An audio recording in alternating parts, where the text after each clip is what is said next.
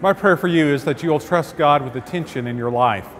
The Apostle Paul described it this way. On one side, Christ in you, the hope of glory, the very promise that God creates us as winners because His hope lives inside of us by our relationship with Christ. But Paul also described in Philippians 2, for instance, that we work out our salvation with fear and trembling. Salvation's a gift of grace, but it's a sweaty effort, a partnership to live out its meaning. One of the ways that comes to us is the tension of happy and sadness, at times extended sadness that's called depression. And depression can hit us like a fog of despair, in which we find ourselves thinking with confusion, and we begin to make decisions that we wouldn't make if we weren't in the midst of a fog that affects how our mind processes information and our heart feels.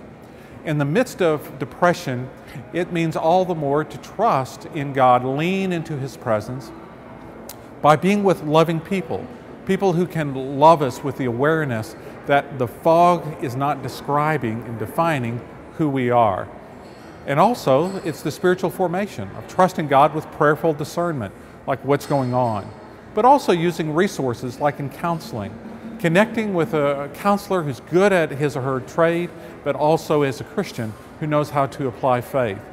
And at times, depression means that our body needs a lift, appropriate kind of medication just to be supportive. But it also means maybe doing that which we're not doing when we don't feel like doing, but it's what we need to do, like get up and going out for a walk, prayer walking, walking the neighborhood, getting out in nature, being with people in the midst of worship, opening Scripture and taking that in. One of the reasons for our Tri-Point campus, where I'm now standing, is creating a non-traditional church campus where people just come and go as a way of connecting and hanging out with each other, or even being alone but in the midst of a community setting, as a reminder that we're not in this alone. My prayer for you is that you will feel the absolute joy of God's presence abiding with you. The reason I'm holding my iPhone is that part of the communication in my Prayer for You ministry is receiving emails or text messages asking particular questions. And today's My Prayer for You is in response to one of those questions.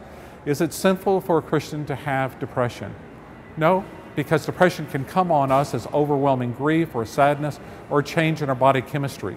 But what we do with our depression really is that responsibility of trusting God with our working out our salvation with fear and trembling, but the grace of God that gives us that hope and joy of Christ in you living in your life.